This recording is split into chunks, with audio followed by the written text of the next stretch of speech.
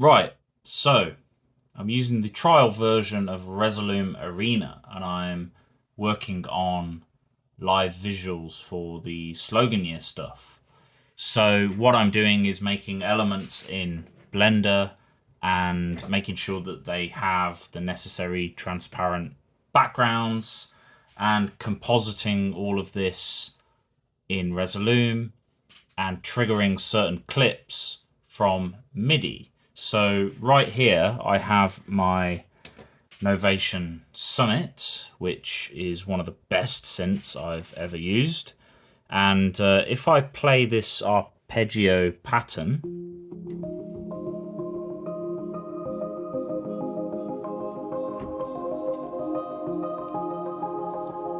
you can see that I'm triggering all of these colorful, glitchy splashes.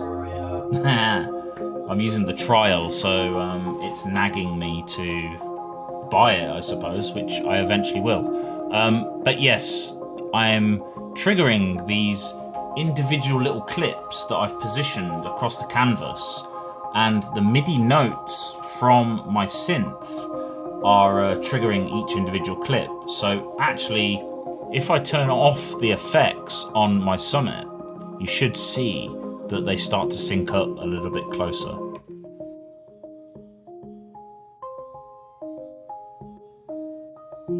But obviously, we always need delay, we always need reverb, so we'll bring the effects back.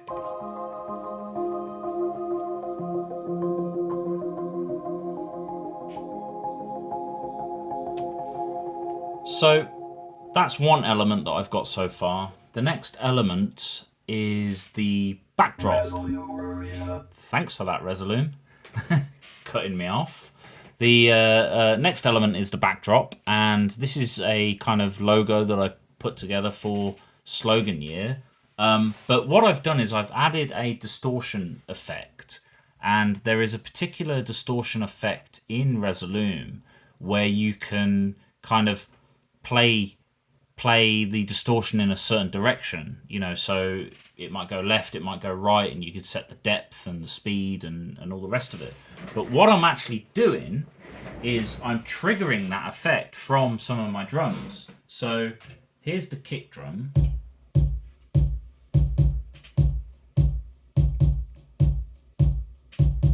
Okay, perfectly respectable, perfectly normal. But I'm also triggering the effect to go in the other direction from the primary snare drum.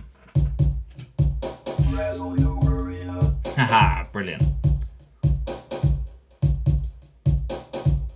So you can see that it starts to get quite glitchy and starts to smear a little bit, especially if I set the opacity lower.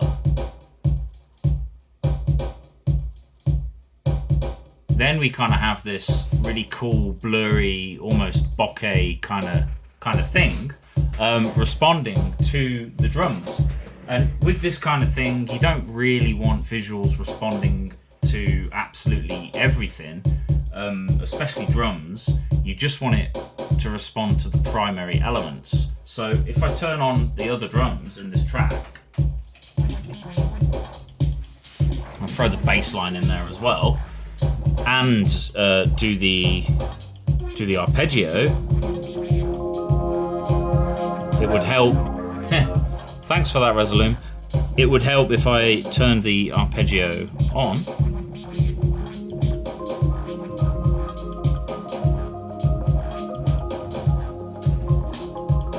And you start to get some really interesting things by just adding these few layers together and having them synced to the audio. I think that's really cool.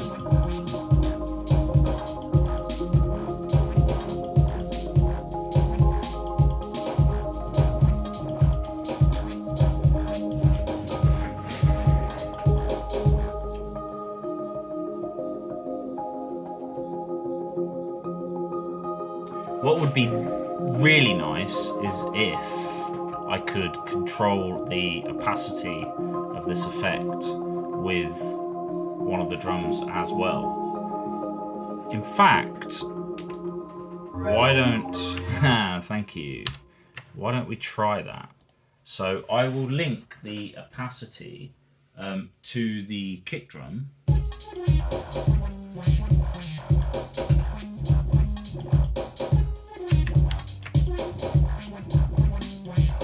That's interesting. So I'll turn the audio off for now, but what that is effectively doing, you can't really... Actually, let me tilt the camera.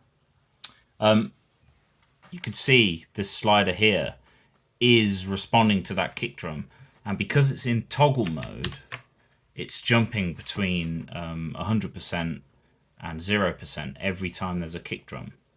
So what can we do about that? Maybe we could change the mode and see if that does anything. It actually doesn't. Velocity. Velocity does kind of work because the Digitact must be sending a MIDI note off velocity, and so that's sending the opacity back down to 0. Maybe I don't want that. Maybe I want the opacity to be 1, and at the low end, let's try, I don't know, 0.3. So there's always going to be some sort of distortion in there. Or we could do it the other way around, and we could say at the low end 0, and at the high end, kind of when we trigger a note, then we want it to go up to 0.3. And you could see that's now adding a little bit of kind of blurriness to the thing. It's probably not deep enough, so in that scenario, you just got to kind of dial it into what looks good. We can change the speed, make it faster as well, or we can make it slower. I'm still not 100% convinced about where I've got that opacity, but I'm just sort of experimenting right now and dialing things in. And if we bring that kick drum audio back,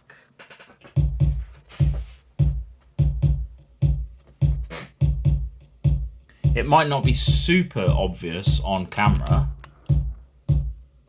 but every time the kick drum hits, something kind of distorted and slightly messed up happens to this background. And if we increase the distortion value, we can make it even more pronounced, right?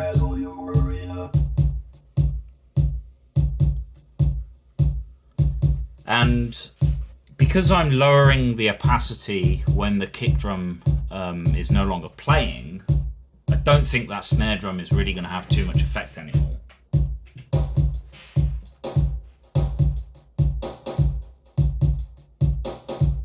No, not really. But that's fine, because we can add another distortion effect after this one. And what we could do is we could set it up exactly the same. So we want it on restart. We want it on play once and hold. We could just set the opacity for this one to say 40%. And we can really distort it. Let's just go a bit nuts. And go into MIDI learn mode. And what I will do is, let's go the other direction with the snare.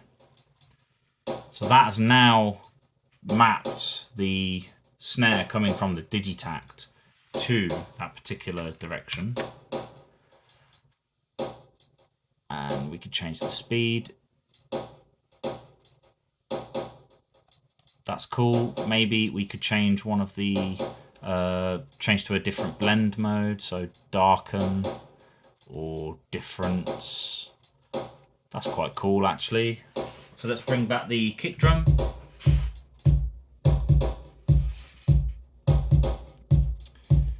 Just mess around with some of these settings until effectively we can see both effects at once. And I might need to tweak that original opacity value. Thanks for that, Resolume. And to do that, I'm just going to disable my MIDI triggers so that they don't accidentally relearn. We'll just whack it back up to 1. Bring the MIDI back. And that's starting to really reflect what's going on with the kick and the snare drum. Let's go through a few different blend modes. I like that. Cut. So it's doing a hard cut between the previous layer and the current layer. Or rather, the previous distortion and the next distortion is what it seems to me. And I think because I'm automating that first opacity value, that's why we're getting those hard cuts.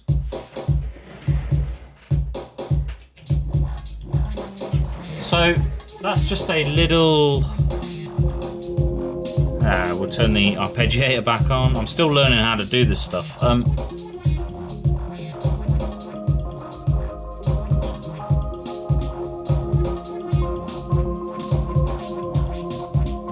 So that's just a little kind of run through of the things that I'm experimenting with currently.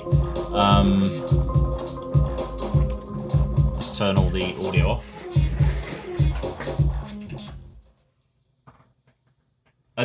I should say that that's a video clip that I've exported from Blender. So that's just going to keep playing over and over in a kind of loop pattern whilst these effects happen at the same time. Yeah, that's what I'm experimenting with right now. And once again, thanks for that, Resolume.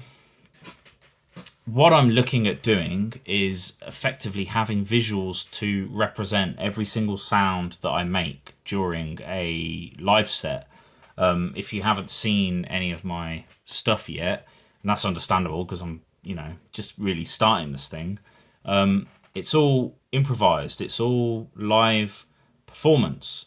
I do have sequences going on the drums, for example, but I'm bringing certain elements in and out in a kind of improvisational way, whilst also playing chords and triggering samples and really just playing the stuff, not just hitting a play button and standing back and watching the crowd.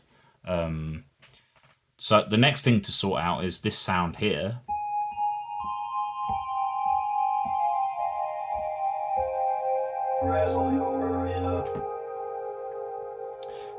I need something way less glitchy to reflect that sound. I need some kind of...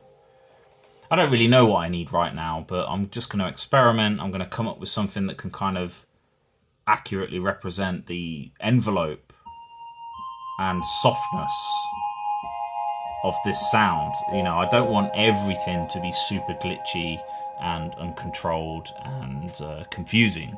I want some stuff in there that is kind of like a visual hook for people. So yeah, that's where I'm at. Thanks for listening to me waffle. Catch you later.